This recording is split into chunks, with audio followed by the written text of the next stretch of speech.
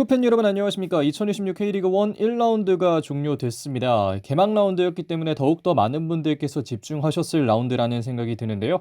개막 라운드, 과연 가장 판을 잘 짜온 팀은 어디였을까요? 지금부터 한번 리뷰해 보도록 하겠습니다. 먼저 1라운드 대진부터 보겠습니다. 양쪽이 나와 있는 순위의 경우에는 1라운드 시작 이전의 순위입니다. 첫 번째 경기는 인천과 서울의 경인 더비였는데요. 이 경기 2대1로 서울의 승리를 가져갔습니다. 저는 송민규 선수에게 MVP를 부여하고 싶고요. 한 줄 평하자면 첫 교체가 주심, 혼란 속 중요했던 건 세밀함이었다. 이렇게 말씀드리고 싶고 이 경기는 리뷰하지 않고 넘어갑니다. 다음으로는 울산과 강원의 경기 3대1로 울산 ACD가 승리를 했는데요. 이 경기는 야고 선수를 MVP로 선정했습니다. 야고 선수는 화려한 복귀를 알리면서 팀도 함께 웃는 결과를 만들어냈고요. 김천과 포항의 경기 1대1 MVP는 고재현 선수인데 김천이 조금 더 많은 기회를 살렸어야 되지 않을까 하는 판단이 들었고 이어서 전북과 부천의 경기 이 경기 리뷰할 예정인데 2대3 부천이 승리를 가져갔습니다. 부천이 승격한 이유는 이런 경기를 할 수 있기 때문이라는 걸 또 부천이 증명을 해줬고요. 제주와 광주의 경기 0대0 종료됐습니다. 이창민 선수에게 MVP를 부여했는데요. 이탈로의 퇴장 변수에 있었던 제주가 뛰어난 운영을 가져가면서 승점 획득에 성공했습니다. 마지막 경기였던 대전과 FC 안양의 경기 기적적인 선방으로 또 FC 안양을 살려냈던 김정훈 선수에게 MVP를 부여했고요. 결국 FC 안양은 위기였던 상황 속에서 승점 획득에 성공을 했습니다. 그렇게 해서 울산과 강원의 경기, 전북과 부천의 경기, 대전과 안양의 경기 이렇게 3경기 리뷰를 하도록 하겠습니다. 이어서 승부 예측 결과를 본격적으로 리뷰 들어가기 전에 확인해 보겠습니다. 첫 번째 경기였던 인천과 서울의 경인 더비는 무승부 예측했는데 틀렸고요. 울산과 강원의 경기 울산의 패배 예측했는데 틀렸고요. 김천과 포항의 경기는 무승부 예상했는데 다행히 맞았습니다. 그리고 전북과 부천의 경기 전북의 승리를 예측했는데 틀렸고 제주와 광주의 경기 제주의 승리 예측했는데 틀렸고 대전과 안양의 경기 대전의 승리 예측했는데 틀렸습니다. 근데 이게 여러분들 약간의 좀 변명 아닌 변명이 되겠는데 분명 꽤나 정배였어요. 근데 어쩌다 보니까 이게 이렇게 풀려서 그렇지 뭐 그렇습니다. 아무쪼록 제 걸 보고 뭔가를 하시는 분들은 없을 테니까 양심의 가책은 좀 덜 느끼도록 하겠고요. 다음 라운드부터는 조금 더 잘 맞출 수 있는 그런 상황이 만들어졌으면 좋겠습니다. 자, 그러면 리뷰할 첫 번째 경기 들어가 보도록 하겠습니다. 첫 번째 경기였고요. 울산 HD와 강원 FC의 경기. 울산 HD가 3대1로 강원 FC를 상대로 승리를 하면서 지난 시즌에는 약간은 아쉬웠던 상대 전적을 만회하는 데 성공했는데요. 과연 어떤 경기가 펼쳐졌는지 지금부터 한번 알아보도록 하겠습니다. 먼저 양 팀의 출전 시간 기준 라인업을 보도록 하겠습니다. 울산 HD는 4-2-3-1, 강원 FC는 4-4-2 내지는 4-4-1-1 정도의 포메이션을 사용했는데요. 먼저 울산은 조현우 골키퍼, 백부에는 조현택, 김영권, 이재익, 최석현, 중원에는 이규성, 보야니치, 이동경, 이선에는 이희균과 페드릭류 선수가 있었고요. 최전방인 야고 선수가 나왔습니다. 아마 경기를 보신 분들이라면 아시다시피 빌드업하는 과정에서는 최석현 선수를 조금 더 안쪽으로 당기고 김영권 선수가 왼쪽, 이재익 선수를 가운데에 놓는 빌드업 방식을 채택했고 그 당시에는 이제 이규성 선수와 보야니치가 함께 빌드업을 하면서 둘 빌드업 구조를 만들어 놨고요. 다만 공격이 어느 정도 전개된 이후에는 최석현 선수가 일반 풀백처럼 올라가는 경우도 종종 있었습니다. 이외에도 이따가 또 포인트에서 말씀을 드리겠지만 이선 선수들 사이에서는 스위칭도 많이 일어났었고요. 이어서 강원FC의 경우에는 박초영 키퍼, 백후에는 송준석, 이기혁, 강투지, 김도현, 위에는 김대원, 서민우, 이승원, 모재현, 투톱에는 고영준 그리고 박상혁이었는데요.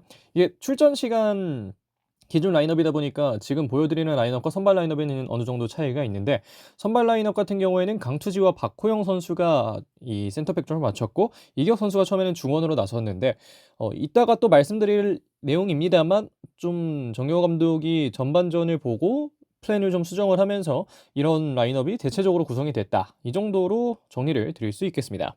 우선 간략하게 경기 정리부터 해보도록 하겠습니다. 울산 HD에서는 야고 선수가 18분과 45 플러스 3분 그리고 이희균 선수가 86분의 득점에 성공하면서 3골을 기록했고요. 아부달라 선수가 1골을 기록한 강원FC는 결국은 3대1로 패배를 했습니다. 전반전을 정리해보자면 약 10분 정도는 탐색전을 두 팀이 펼쳤습니다. 하지만 흐름을 바꿨던 건 중원에서 원활하게 플레이를 할 수 있느냐의 여부였고 강원의 경우에는 포메이션만 봐도 아시겠지만 어쨌든 투미들로 들어가는 구조고 울산 HD 같은 경우에는 3미들로 구성이 되기 때문에 기본적인 숫자 싸움에서 울산이 조금 더 앞서갈 수밖에 없었고 그리고 더더욱이나 울산의 미들진에는 기술자형 선수들이 많기 때문에 이런 부분에서는 울산이 또 강원을 상대로 어느 정도 앞서는 모습을 보여줬었는데요. 후방에서 중앙으로 강원이 쉽게 넘어가지 못했고 전반적으로 조직력이 뛰어났던 울산이었기 때문에 결국은 야구 선수의 두 골을 통해서 울산 HD가 앞서 나가는 데 성공했습니다. 하지만 전반전 막판 즈음에는 강원이 그래도 어느 정도 흐름을 찾아오고 있는 중이었는데 후반전에 이 전반 막판부터 흐름을 가져가는 데 성공했던 강원이어서 어느 정도는 좀 찬스를 좀 잡았었습니다. 전반전 막판에 이 강준혁 선수의 슈팅도 그렇고 이후에도 강원이 후반전 들어가서 몇 가지 좀 득점할 만한 기회들을 잡았는데 결국은 마무리까지 가는 데가 좀 어려웠고요. 그 가장 위험하다고 이야기가 나오는 2대 0을 울산이 탄탄한 수비로 버티면서 결국에는 후반 막판 이기훈 선수가 득점을 했고 물론 아부달라 선수에게 정말 막판에 골을 또 먹히기는 했습니다만 2대 0을 버텨내면서 3대 1이라는 스코어로 울산이 오랜만에 또 개막전 첫 승을 가져가는 데 성공했습니다. 이어서 세부적으로 경기 포인트 각 팀별로 보도록 하겠습니다. 먼저 울산인데요. 전반적으로 중원과 공격 진입 공을 잘 찹니다. 특히나 중원에 있는 이규성과 보야니치 라인은 이번 경기에서 정말 엄청난 중원에서의 볼 순환이나 뭐 기술이나 정말 다양한 측면에서 본인들이 할 수 있는 모든 것들을 보여줬다고 생각을 하고 공격 라인에도 이번에 이선을 구성했던 게 이희균, 이동경, 페드링요였는데 페드링요는 뭐 다소 아쉬운 감이 있다 쳐도 이동경과 이희균은 이 볼을 다루는 능력이 정말 뛰어난 선수들이죠. 그래서 이 중원에 있는 그리고 공격에 있는 기술자형 선수들이 강원FC를 상대로 승리하는 데에는 상당히 큰 영향을 미쳤고 여기에 더해서 이선은 무한 스위칭이 가능하다는 것 또한 울산에게는 상당한 강점이었습니다. 윙의 중앙지향적 움직임을 기본적으로 부여하고 가기 때문에 특히나 역발로 이 측면에 이선 자원들을 배치하기 때문에 윙백들도 올라갈 수 있고 그리고 측면 자원들이 중앙으로 들어올 경우에는 또 톱에서 다양한 활동 방향을 가져갈 수 있는 야구 선수가 본인의 능력을 더 보여줄 수 있기 때문에 이 무한 스위칭이 가능하다는 이 공격 라인이 또 한 번 울산에게는 좋은 지점으로 작용을 했다고 볼 수 있겠고요. 마지막으로는 최석현을 좀 주목하면 좋겠습니다. 지금까지 울산의 오른쪽 풀백을 들어갈 수 있는 선수라고 한다면 지금 왼쪽 윙으로 나오는 빈도가 조금 있습니다만 강상우 선수가 있겠고 그리고 오른쪽 풀백에 영입했던 윤종규 선수가 있는데 이런 선배들이 조금은 아쉬운 경기력을 보여주는 틈에 최석현 선수가 기회를 얻고 있는데 공격과 수비 모든 면에서 좋은 모습을 보여줬고 특히나 야고 선수의 두 번째 골을 득점하는 과정에서는 본인이 직접 몰고 올라가면서 굉장히 센스 있는 패스까지 만들어냈기 때문에 최석현 선수를 앞으로 좀 주목해보면 좋지 않을까 이런 말씀드리고 싶고요. 강원의 경우에는 이 베스트 11, 이 스타팅 11이 아쉬운 결과가 나왔습니다. 개인적으로는 오히려 뭐 이기혁 강투지 센터백으로 시작했다면 어땠을까 뭐 이런 생각이 들었고 선발 조합은 아무래도 야구를 막기엔 적절하지 않았다는 생각이 드는데요. 박호영 선수를 기용하는 이유는 보통 피지컬이 좋고 어떻게 보면 이 타겟터형 역할을 할 수 있는 선수를 효과적으로 막기 위해서 기용하는 경우가 많은데 야구 선수는 전형적인 타겟터형 스트라이커라고 보기에는 좀 어려움이 있죠. 그래서 이런 부분에서는 오히려 이기혁과 강투지를 활용해서 야구의 압박이나 울산의 전반적인 압박 스탠스나 수비력을 좀 벗어날 수 있는 빌드업 구조를 만들 수 있는 이기혁 강투지 센터백으로 시작했다면 어땠을까 하는 생각이 드는데 어쨌든 이런 부분에서 아쉬움이 있으면서 결국은 전반을 2대 0으로 마무리하게 됐고 후반전에는 그래도 수정을 했기 때문에 후반전은 1대1 정도로 나왔을 수 있겠다는 생각이 듭니다. 그리고 강원은 기회를 잘 살려낼 수 있어야 됩니다. 득점을 기록할 만한 찬스는 분명히 있었고 상대가 아무리 조현우 골키퍼라고 해도 분위기를 바꿀 수 있을 만한 지점이 분명히 있었는데 사실 지난해에도 제가 뭐 늘 말씀드렸던 게 강원은 득점을 할 수 있어야 된다. 이 이야기를 정말 많이 드렸는데 강원은 이번에도 일단 득점을 많이 해내는 데는 좀 어려움을 겪었고요. 그럼에도 불구하고 강원이 이번 경기에서 얻은 게 없는 것은 아닙니다. 이기혁, 모재현, 서민우 이 선수들이 보여준 영향력이 상당히 좋았고 특히나 리그 데뷔골을 기록한 아부달라에게 패스를 줬던 이 서민우 선수는 중원에서 정말 많은 역할을 해줄 수 있다는 걸 그래도 많이 보여줬다는 생각이 들고요. 뭐 강원 입장에서는 개막전에서 패배하기는 했습니다만 그래도 지난해나 2024년까지가 조금 지금까지 기록했던 상승과는 다르게 강원FC가 선전을 하고 있었는데 그래도 울산 원정에서는 어려워하는 모습이 좀 있었거든요. 근데 그런 부분들을 어느 정도는 또 메워냈다. 뭐 대신 이번에는 패배를 하긴 했습니다만 뭐 그럼에도 불구하고 아예 또 문제만 보이는 그런 경기는 아니었다. 뭐 이 정도로 정리를 드릴 수 있지 않을까 싶습니다. 마지막으로 이 경기 MVP 뽑아보겠는데요. 바로 야구 선수입니다. 평점 9.1점을 제가 부여했고요. 돌아온 20억의 가치라고 설명을 드릴 수 있겠습니다. 사실 당시 울산 HD가 야구를 영입하기 위해서 2024년 중반에 야구 선수를 영입하기 위해서 마틴 아담과의 계약을 정리하는 비용에도 꽤 들었고 울산이 포르티모네스에다가 이적료를 지불한 게 또 20억이거든요. 그래서 총합하면 막 30억, 40억 썼다 이런 이야기가 나올 정도로 이 야구를 영입하기 위해서 당시 울산이 애를 썼었는데 사실 24년에는 뭐 그럭저럭이었고 25년에는 안 좋았습니다. 그러면서 야구가 울산에게는 좀 애물단지가 되는구나 이런 느낌도 있었는데 중국에서 굉장히 또 화타를 만나고 와서 좋은 성적을 거뒀고 결국은 또 야구가 올해 울산의 공격에서는 핵심이 되지 않을까 하는 생각이 듭니다. 그래서 야구 선수를 앞으로도 좀 주목을 하면 좋지 않을까 하는 생각이 들고요. 울산과 광원의 경기 리뷰는 여기까지 하도록 하겠습니다. 다음으로 리뷰할 경기는 이튿날이죠. 3월 1일 일요일 14시 전주 월드컵 경기장에서 벌어졌던 전북 현대모터스와 부천 FC1995의 경기입니다. 이 경기는 부천 FC1995가 K리그1 승격한 첫 경기에서 승리를 거두면서 부천 FC가 또 승리를 가져가는 굉장히 재밌는 결과가 나왔습니다. 우선 출전 시간 기준 라인업을 보도록 하겠습니다. 전북의 경우에는 4-2-3-1 내지는 4-4-2 정도의 라인업을 들고 나왔는데요. 손범근 키퍼, 백포에는 김태현, 김영빈, 박지수, 김태환, 중원에는 맹성웅, 오베르단, 이승우, 그리고 윙에는 김승섭과 이동준, 톱에 모다 선수가 나왔고요. 이승우 선수는 이제 후반전에 김진규 선수와 함께 교체가 되어서 들어왔고, 이외의 포지션 같은 경우에는 선발 라인업이 그대로 가다가 이제 후반전에 교체들이 조금 있었는데, 전북의 4-2-3-1은 어느 정도 예측이 가능한 포메이션이었다. 그 정도로 말씀을 드릴 수 있겠고, 특이한 점은 많지 않았습니다. 반면 부천의 경우에는 3-4-3 예상했던 대로 3-4-3이 나왔는데요. 김영근 키퍼, 백스리에는 패트릭, 백동기, 홍성욱, 위에는 안태현, 카즈, 윤빛가람, 신재원, 그리고 쓰리톱에는 갈레고, 몬타뇨, 그리고 바사니 선수 이렇게 나왔습니다. 사실 이 갈레고 선수 자리에는 원래 김승빈 선수가 선발 출전을 했습니다. 제가 그때까지도 말씀을 드렸던 게 이제 김승빈 선수가 측면에서 가운데로 들어올 수 있는 능력이 있기 때문에 이런 부분에서는 김승빈을 활용할 가능성이 높겠다 이렇게 말씀을 드렸었는데, 김승빈 선수가 선발로 나왔지만 부상을 당하면서 굉장히 일찌감치 경기를 마무리하고 말았고, 그 자리에는 갈레고 선수가 나왔는데, 이게 사실 선수의 부상으로 인해서 나온 교체지만 상당히 큰 영향을 미칠 수 있는 그런 교체가 됐습니다. 이따가도 말씀을 드리겠지만 부천 FC99는 정말 괄목할 만한 성과를 거뒀다고 해도 정말 무방한 그런 경기를 펼쳤는데, 넘어가서 또 한번 경기에 대한 이야기를 드려보도록 하겠습니다. 우선 경기 정리부터 해보도록 하겠습니다. 전북의 경우에는 이동준 선수가 전반 13분 그리고 후반 54분에 득점을 하면서 2골을 기록했고요. 부천 FC99는 갈레고 선수가 2골, 몬타뇨 선수가 1골 기록하면서 총 3골로 펠레스코어 전북 현대를 잡고 말았습니다. 엄청난 결과 나왔고요. 전반전을 정리해보자면 체급의 차이를 부천에게 전북이 보여주고 있었다고 생각을 합니다. 굉장히 부천 FC99 처음에는 뭐라고 해야 될까요? 좀 약간 얼어있는 모습도 있었고, 나오지 않을 만한 실수가 나오는 부분도 있었고, 좀 앞으로 길을 잘 펼치지 못하는 모습도 있었고, 그래서 부천이 그래도 너무 첫 경기부터 큰 상대를 만났구나 이런 생각을 했는데, 실수 한 번에 분위기가 굉장히 대등해졌습니다. 부천도 '아 우리 할 수 있겠구나.' 이런 생각을 가졌게 됐을 것 같고, 특히나 박지수 선수라는 정말 전북에서 많은 신뢰를 가지고 있는 센터백이 실수를 했기 때문에 더더욱 부천이 자신감을 갖고 경기를 치르게 됐는데요. 결국 전분 끝나는 시점까지는 전북이 또 부천의 수비를 뚫어낼 만한 효과적인 방법을 찾진 못했습니다. 부천이 일단은 선수비 후역습 기조로 나왔기 때문에 더더욱 전북이 그걸 뚫기에는 어려움이 있었는데요. 후반전 정리를 해보자면 전북은 계속해서 어려움을 겪긴 했지만 결국 세트피스 한 번으로 분위기를 바꿔내는 데 성공했습니다. 특히나 이동준 선수가 정말 아크로바틱한 슈팅을 통해서 2대1 다시 한번 앞서가 나가는 득점을 기록했고, 그것이 사실 후반 80분까지 계속해서 이어지면서 전북이 그래도 좀 강력하구나. 그때까지도 득점만 안 기록했다 뿐이지 또 좋은 흐름 속에 있었기 때문에 전북 참 대단하다, 잘한다 이런 생각을 들었는데, 연속된 기회 상실이 있었고, 그리고 그 과정에서 몬타뇨 선수를 제대로 마크하지 못하는 그런 모습이 있었고, 특히나 이거는 제가 뒤에다가 작성하진 않았었는데, 박지수 선수도 그때 이동준 선수가 아무리 쥐가 났다고 해도 히스를 불지 않았다면 그때는 쥐를 풀어줄 게 아니라 바로 슈팅에 대한 방어를 했어야 되는데, 그런 부분을 하지 못하면서 송범근 선수의 또 아쉬운 선방까지 나오고, 이런 부분들이 결국은 또 부천이 동점을 만드는 데 기여를 했고요.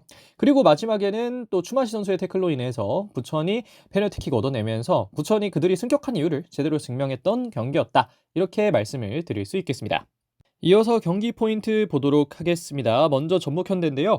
2선 뎁스가 생각보다 약합니다. 추마시, 김승섭, 이승우 모두 아쉬웠습니다. 이들의 마무리가 없었던 게 가장 큰 문제라고 이야기를 하고 싶고, 특히나 김승섭 같은 경우에는 이번 경기에서는 특별한 모습을 보여주지 못했다는 거, 분명 좋은 모습을 보일 만한 찬스는 있었지만 김승섭이 지난해 보여줬던 것과는 비교하기 좀 어려울 정도로 아쉬운 모습이 있었다는 거, 이런 부분들을 말씀드릴 수 있겠고, 추마시는 이 이동준 선수가 쥐가 나면서 들어왔는데 마지막에 그 아쉬운 태클을 하면서 더더욱 아쉬움을 좀 크게 남겼고, 이승우 선수 역시 개인적으로는 뭐라고 해야 될까요? 이전에 이성우 선수가 인터뷰를 한 적이 있습니다. 90분 뛰고 싶다는 이야기를 한 적이 있었는데 지금의 활약이면 90분 뛰기 좀 어렵지 않을까 이런 생각이 들었고요. 그리고 전진우 대체가 없었던 이유는 이동준 선수가 잘 증명을 했습니다. 사실 이동준 선수가 김승섭보다도 덜 기대를 받았다는 모습도 어느 정도 있었는데 시즌 초반부터 이동준 선수가 굉장히 가벼운 모습 보여주고 있고 이번 시즌 전북현대의 에이스로서 분명 활약할 수 있겠다는 생각이 또 함께 드는 그런 경기였고요. 이동준 선수는 사실 울산에서 2021년에 뛸 때는 MVP 후보까지 올라갔을 정도로 그 실링이 굉장히 높은 선수이기 때문에 올해 전북에서는 또 많은 역할을 해줄 수 있지 않을까 하는 생각이 듭니다. 그리고 거기에 더해서 어려울 때의 답은 역시 세트피스에 있다는 걸 전북이 찾았기 때문에 이번 경기를 내주기는 했지만 결국 이런 오답노트들을 잘 가져가서 세트피스도 잘 활용하고 그리고 이동준도 잘 활용하고 이런 부분들을 잘 해야 되지 않을까 하는 생각이 드는데요. 앞으로 전북이 이런 상황을 좀 많이 맞이할 겁니다. 부천처럼 선수 비부 역습으로 전북을 상대할 그런 팀들이 많을 텐데 크랙형 플레이를 보여주는 선수들을 기용하는 것도 중요하겠습니다만 결국 세트피스에서 득점을 해내는 게 중요하고 최근에 프리미어리그에서 아스날이 보여주고 있는 것도 결국은 상대팀이 많이 내려설 경우에 그걸 어떻게 뚫느냐 그리고 그런 것들을 어떻게 득점을 좀 만들어내느냐 이런 부분들이 있기 때문에 전북은 아스날의 사례나 이런 것들을 봐서 세트피스에도 좀 집중할 필요가 있겠다 이런 말씀을 드리고 싶고요.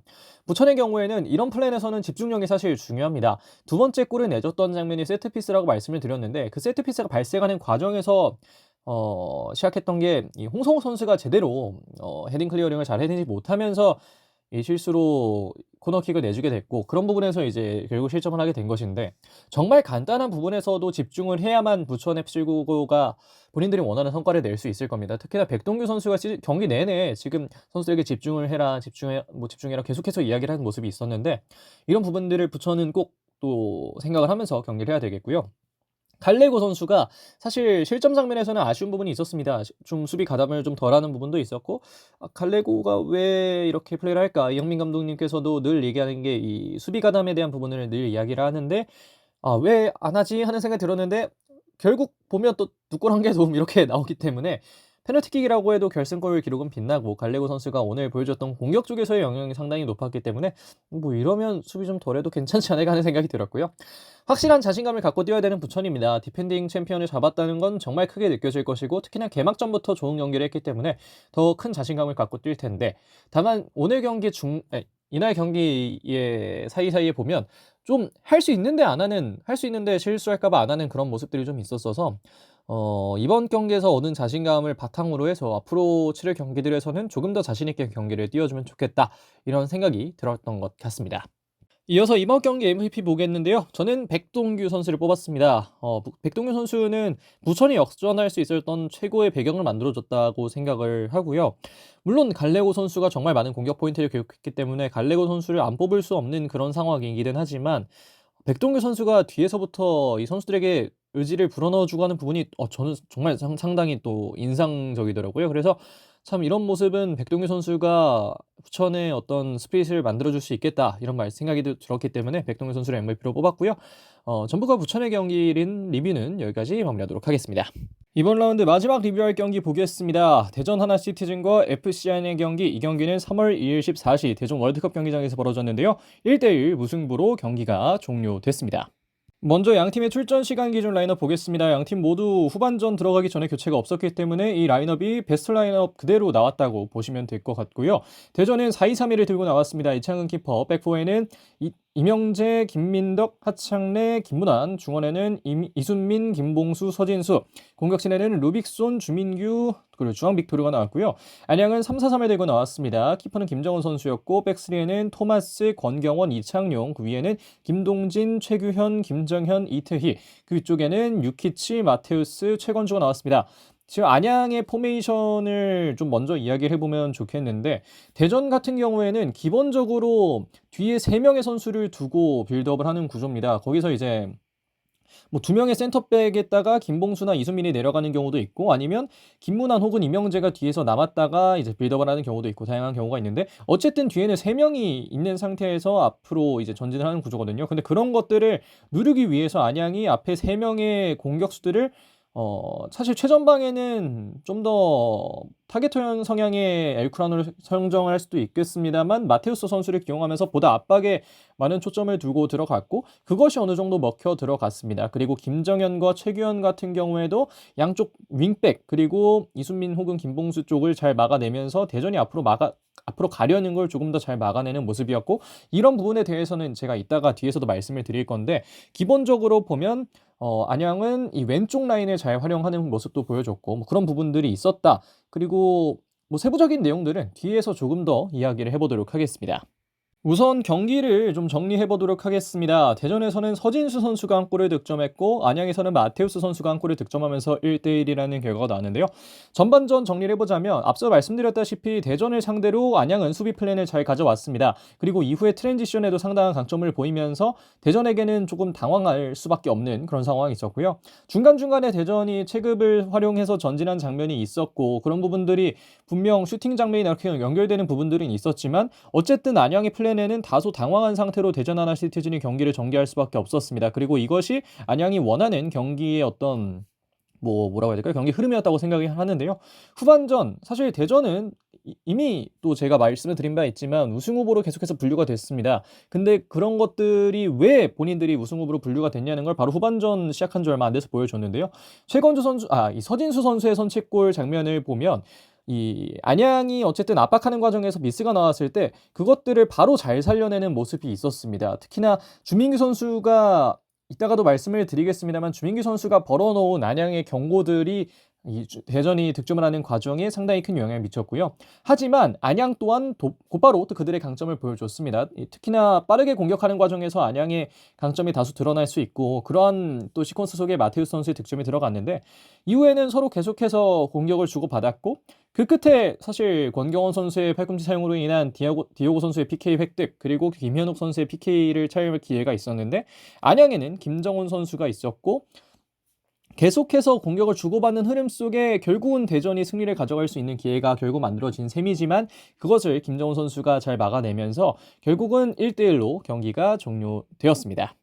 이어서 경기 포인트들 보도록 하겠습니다. 먼저 대전인데요. 밥신의 활용이 무엇보다 중요한 이유가 이번 경기에서 나왔다고 생각을 합니다. 이순민 선수와 김봉수 선수는 분명 리그에서는 정상급의 미드필더들입니다. 하지만 빌드업을 만들어가는 과정에서는 다소 아쉬움을 느낄 수밖에 없는 선수들이고 특히나 김민덕 선수나 하창래 선수도 수비적인 부분에서는 분명 강점을 가지고 있는 선수들이지만 빌드업에서 강점을 띠고 있냐고 물어본다면 그것까지는 아니라고 말씀을 드릴 수밖에 없거든요. 그래서 그런 과정에서는 밥신의 활용이 매우 중요한데 밥신 선수가 이후에 나와서는 어느 정도 풀어주는 모습이었지만 대전이 안양이 갖고 왔던 그 게임 플랜에 대해서는 효율적으로 대하지 못한 과정에 이러한 부분도 분명 영향을 미쳤다 이렇게 말씀을 드리고 싶고 그 주민규 선수가 여전히 주전 톱인 이유도 이번 경기에서 확인할 수가 있었습니다. 대전이 선취골을 넣는 장면 앞서 말씀드렸다시피 주민규 선수의 장점이 모두 드러났는데 주민규가 버텨주면서 얻어내는 그 경고들 그리고 이후에 공격 장면에서는 보여줄 수 있는 득점 능력과 연계 이런 부분들이 모두 다 잘 나왔던 장면이 바로 또 대전의 득점 장면이었는데 개인적으로는 이 주민규 선수가 잘하는 것도 중요하지만 공격 패턴이 조금 더 있어야겠다는 생각이 들었습니다. 대전은 지금 방식으로는 수비들이 많을 때 득점을 하기가 어렵고 디오고 선수를 활용하는 방법이나 여러 가지 뭐 공격하는 패턴들, 빌드업하는 패턴들 이런 것들을 다양하게 좀 찾아내야 된다는 생각이 드는데요.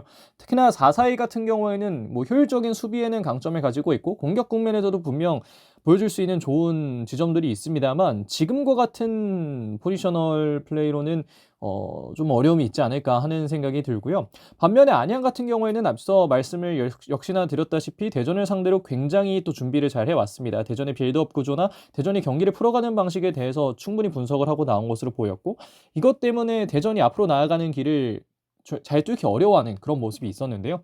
다만 안양의 경우에는 좋은 타이밍일수록 더욱 조심해야 된다는 생각을 이번 경기에서 하지 않았을까 싶습니다. 경기에서 좋은 흐름 속에 있었지만 선취골을 실점하는 장면에서도 결국 미스가 나왔기 때문에 실점을 할 수밖에 없었고 권경호 선수가 PK를 내주는 장면도 사실 경합 상황에서 나올 수 있는 장면이긴 하지만 조금 더 집중했으면 나오지 않았을 수도 있는 장면이거든요. 그래서 이런 부분들에서는 안양이 좋은 타이밍으로 나갈 수 있기 위해서는 그것을 살리기 위해서는 조금 더 세밀하게 뛰는 게 필요하다. 이런 부분들 말씀드리고 싶고 다만 앞으로 안양의 왼쪽 라인은 좀 주목하면 좋겠습니다. 왼쪽 센터백으로 나왔던 토마스 그리고 왼쪽 윙백으로 나왔던 김동진이 모두 공수 양면에서 좋은 능력을 가지고 있는 선수이기 때문에 전진 상황에서 상당한 폭발력을 보여주고 있거든요. 거기에서 왼쪽 윙포워드로 유키치가 나왔을 경우에는 토마스도 올라가고 김동진 올라가고 유키치 선수 중앙으로 들어가고 이런 모습들을 잘 활용한다면 안양의 앞으로 있을 여러 가지 경기들에서 이 왼쪽 라인이 상당히 중요하게 작용할 수 있지 않을까, 이런 부분들 또 한번 말씀을 드려보도록 하겠습니다. 제가 뽑은 이 경기 MVP는 김정훈 선수입니다. 김정훈 선수는 그 마지막 장면 하나만으로도 MVP를 받을 수 있을 만한 자격이 충분하다는 생각이 드는데, 골키퍼라고 한다면 결국은 뭐 막아야 될 슈팅을 잘 막는 것도 중요하겠지만 정말 막기 어려운 상황, 그리고 팀의 승점이 달려있는 상황에서 얼마나 잘 막아주느냐가 이 선수의 어떤 퀄리티를 가르는 요소라는 생각이 들고, 빌드업은 뭐 갖추고 있으면 좋지만 안 갖추고 있어도 어쩔 수 없는 뭐 그런 부분이라고 저는 생각을 좀 하는 편인데요. 김정우 선수가 그러한 측면을 완벽하게 이번 경기에서 보여주지 않았나 생각이 듭니다.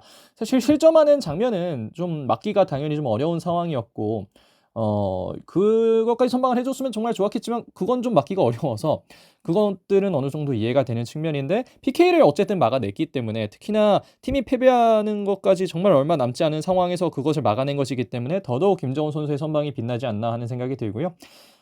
대전과 안양의 경기는 뭐이 정도로만 봐도 될 것 같습니다. 자, 이번 라운드 제가 뽑은 베스트 11 이어서 바로 보겠습니다. 4-4-2로 늘 두고 이번 해에도 또 뽑겠는데요. 골키퍼는 김정훈, 백포에는 안태현, 하창래, 백동규, 최석현, 그리고 위에는 이창민과 이규성, 공격진에는 송민규, 이동준, 야구, 그리고 갈레고 선수를 뽑았습니다. 이어서 현재 순위 보도록 하겠습니다. 1위 울산 HD가 8계단 상승하면서 1위에 위치했고요. 부천FC 199의 경우는 10계단 상승, 서울은 3계단을 상승하면서 각각 1, 2, 3위를 기록했습니다. 이어서 포항슬러스, 대전 하나시티즌, FC 안양, 김천 상무는 1득점을 한 상태에서 무승부를 거뒀기 때문에 공동 4위가 됐고요. 득점 없이 무승부를 거뒀던 제주 SK와 광주FC는 공동 8위에 위치를 했습니다. 이어서 전북현대, 인천유나이티드, 강원FC는 각각 패배를 거뒀지만 한 번의 득점을 더 기록한 전북이 10위, 그리고 인천 유나이티드가 득실차 측면에서 강원FC에게 하나 앞서면서 11위, 강원FC가 득실차 -2로 현재 12위에 위치해 있는 상황입니다. 자, 여기까지 K리그 1 1라운드 리뷰를 진행해 봤습니다. 1라운드 리뷰이기 때문에 뭐 예전에 프리뷰도 그렇게 했습니다만 좀 변화하는 점이 좀 있는데요. 이런 부분들에서 여러분들께서 좀 이런 부분들 이렇게 했으면 좋겠다 하는 의견이 있으시다면 언제든 또 댓글로 달아주시면 감사하겠고요. 큰 의견이 딱히 없으시다면 이러한 틀대로 그대로 갈 거라는 점 말씀을 드리겠고, 지금 이번 라운드에서는 3일 동안 경기가 펼쳐졌기 때문에 한 경기 한 경기 한 경기씩 이렇게 떼서 리뷰를 했는데, 뭐 이후에는 보통 이제 이틀 동안 나눠서 경기가 진행될 거기 때문에 제가 또 판단을 해서 보면 좋겠는 경기들 이렇게 한번 보는, 그렇게 하는 시간을 가지도록 하겠습니다. 자, 그러면 K리그 1 1라운드 리뷰는 여기까지 하도록 하겠습니다. 고맙습니다.